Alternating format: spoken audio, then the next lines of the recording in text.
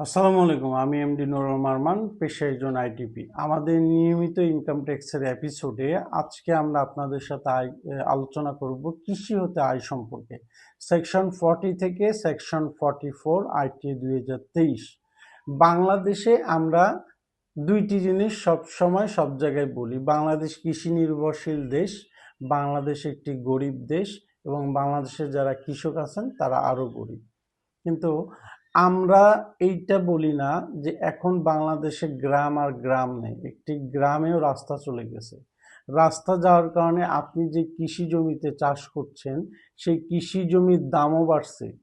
আপনি যে পথ দিয়ে আগে ঠেলা গাড়ি দিয়ে বা মাথায় করে আপনার ধানটি নিয়ে আসতেন বাজারে বিক্রি করার জন্য, এখন আপনি গাড়িতে করে ধানটি আপনার বিক্রয় কেন্দ্রে নিয়ে আসেন। তাহলে এটি সম্ভব হয়েছে আমার এবং আপনার ট্যাক্সের টাকার গভর্নমেন্টকে দেওয়ার জন্য। তো আমরা যারা কৃষক তাদের উপরও ট্যাক্স আছে, কিন্তু কৃষক বলতে শুধু ওই যে আমাদের যে নেগেটিভ চিন্তাধারা বুঝি যে কৃষক মানে সামান্য ইনকামের ব্যক্তি, সেটা সবসময় নাও হতে পারে। কারণ যারা গ্রামে আছেন শুধু কৃষি নির্ভর জায়গায় ইনকাম করে থাকেন, অনেক আছে 10 বিঘা 20 বিঘা 100 বিঘার উপর আপনি বাণিজ্যিকভাবে বা ব্যক্তি উদ্দেশ্যে কৃষি হতে আয় করছেন। দেখুন, কৃষি হতে আয় করছেন এটা খুব গর্বের বিষয়, কিন্তু আপনি যে আয়ের উপর গভর্নমেন্টকে টাকা দিচ্ছেন না, সেইটা গর্বের বিষয় না।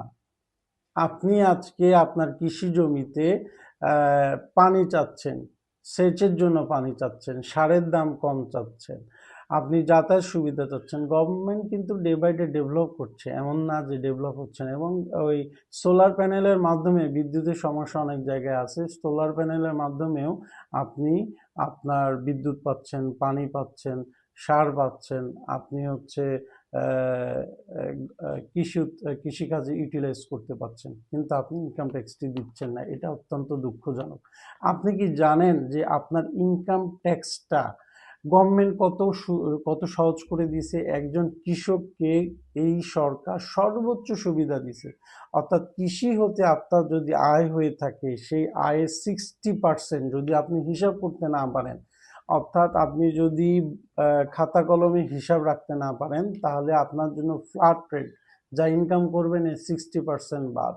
এরপরে যে স্ল্যাব আসবে সেখান থেকে 5 লক্ষ বাদ। এরপরে অবশিষ্ট যে অ্যামাউন্ট, সেই অ্যামাউন্টের উপর আপনাকে ট্যাক্স দিতে হবে 5%, 10%, এইভাবে 30% পর্যন্ত। আপনি যে স্ল্যাবের মধ্যে আসবেন সেই স্ল্যাব অনুযায়ী আপনাকে সেই পর্যন্ত ট্যাক্স দিতে হবে।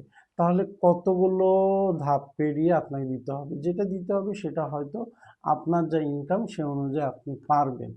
আসুন আমরা সবাই মিলে বাংলাদেশের সরকারের পাশে দাঁড়াই, এই দেশকে গড়ি, এই দেশের গর্বিত ট্যাক্স পেয়ার হই এবং নিয়মিত ট্যাক্স দিই। কৃষক মানে গরিব, এই নেগেটিভ চিন্তা থেকে বেরিয়ে আসুন।